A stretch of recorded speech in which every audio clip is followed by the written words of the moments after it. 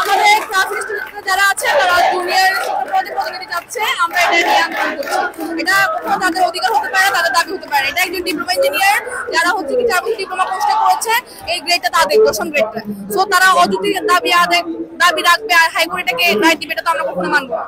আচ্ছা, আপনাদের 6 দফা দাবিগুলোর মধ্যে আমাদের প্রথমটা হচ্ছে যে ক্লাস ইন্সট্রাক্টরকে জুনিয়র ইন্সট্রাক্টর পদে যে হাইকোর্ট রায় দিয়েছে এটা বাতিল করতে হবে।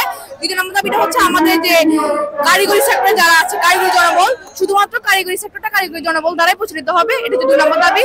আর 3 নম্বর দাবির মধ্যে আমাদের আছে আমাদের যে ডুয়েট পাবলিক যে ইউনিভার্সিটিটা আছে ওটা আসন হয়তো বৃদ্ধি করতে হবে, নয়তো আমাদেরকে এক্সট্রা পাবলিক ইউনিভার্সিটি মানে সরকারের পক্ষ থেকে হোক আমাদেরকে তৈরি করে দিতে হবে। কারণ আমাদের একটা মাত্র পাবলিক ইউনিভার্সিটি, এতে করে এখানে আসন খুবই কম, প্রায় এক একটা ডিপার্টমেন্টের জন্য প্রায় 120 থেকে 125টা আসন রয়েছে। তো আমাদের হাজার হাজার স্টুডেন্ট সরকারি বেসরকারি সারা বাংলাদেশে শুধুমাত্র একটা পাবলিক ইউনিভার্সিটি থেকে কখনো পরিচালনা করা সম্ভব হয়? কখনোই সম্ভব হয় না।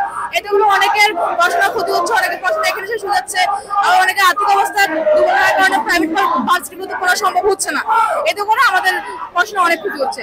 এছাড়া আমাদের যে কারিগরি সেক্টরের মানটা রয়েছে, আমাদেরকে এই মানটা নিয়ে মানে দেশকে বা আমাদের কারিগরি যারা আছে সেখানে তাদেরকে মান উন্নয়নের জন্য আরো ভালো কোনো ব্যবস্থা নিতে হবে। আমাদের কারিগরি সেক্টরটাকে খুবই মানে যে হেলাফেলা করে দেখা হচ্ছে অনেক সময়, ঠিকভাবে ক্লাসগুলো বা আমাদের সেমিস্টার ওয়াইজ বা আমাদের টিচার আমাদের সবকিছু সকল কার্যক্রমটা আমরা আরো উন্নতি আশা করছি।